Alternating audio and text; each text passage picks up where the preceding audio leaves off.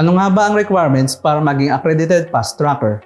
Ito ang mga qualifications, documents at onboarding process na kailangan mong paghandaan para maging accredited fast tracker. Basta sundan mo lang ang steps na ito, siguradong mapapabilis ang accreditation mo. Una, siguraduhin ready ang primary requirements at documents gaya ng Provisional Authority Permit or Certificate of Public Convenience, updated copy of ORCR at Inland Marine Insurance na may coverage na 15 million para sa mga 6-wheeler pataas at 10 million naman para sa mga AUV at 4-wheeler trucks. Kapag na-secure mo na ang needed documents, next na ang onboarding process. Sa 3-step onboarding process, una rito ang orientation and training.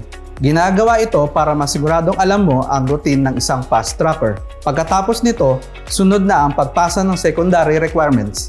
Ang mga secondary requirements ay GPS at deed of assignment or deed of sale. Panghuli ay ang pag-assess at pag-provide ng ating team ng financial and manpower assistance para sa mga nangangailangan ng endorsement from our lending partners and institutions. Pagkatapos niyan, ready ka nang maging accredited fast tracker.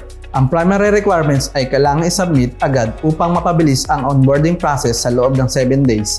Samantalang ang mga secondary requirements naman ay kailangan makompleto sa loob ng 30 days upang hindi ma-deactivate ang account ni tracker. Narito naman ang ilan sa mga usual na dahilan kung bakit hindi ma-accredit ang iyong tracking business sa FAS.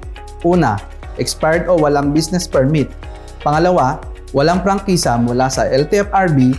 Pangatlo, walang kaukulang rehistro ng truck mula sa LTO. At panghuli, expired o walang insurance ang truck. Kung gusto mo maging fast driver, siguraduhin na naka-ready ang primary requirements at documents na ito. Ang mga primary requirements for drivers ay driver's license at downloaded na driver app solution by FAS. Ang mga secondary requirements for drivers ay drug test results, medical certificate, criminal record clearance, isang 1x1 ID picture, personal accident insurance, vaccination card, biodata or resume, SHE, GWP, GTP, and DDC orientation. Para sa pag-download ng app, pumunta ka lang sa Google Play Store at i-search ang Fast Tracker by Fast Logistics Group. Once na makita mo na siya, i-click lang ang install button para makapag-register ka.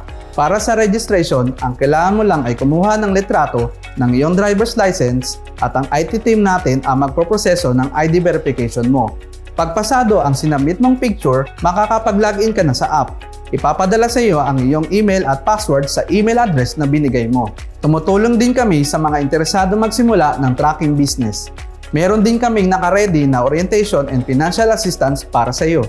For sole business owners at corporations, ito ang mga primary requirements na dapat mong ihanda.